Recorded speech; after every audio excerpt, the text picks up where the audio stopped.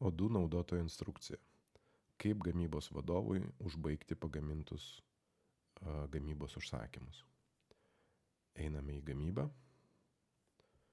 einame į operations, gamybos užsakymai, manufacturing orders, atsiverčiam pardavimo užsakymą 147, matome, kad gamybos užsakymas 00690 yra būklėje to close, reiškia visa gamyba yra užbaigta, bet jis dar nėra uždarytas.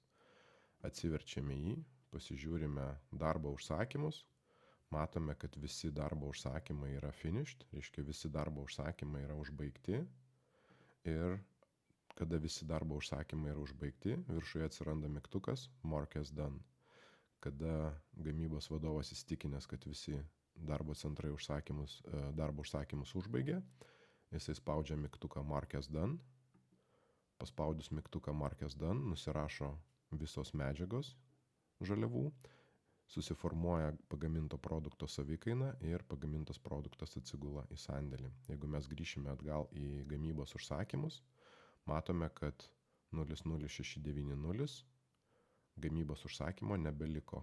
Iš šito pardavimo užsakymo liko tik tai 2 kiti gamybos užsakymai, kurių vienas yra gamyboje, o kitas yra dar patvirtintas nepradėtas gaminti.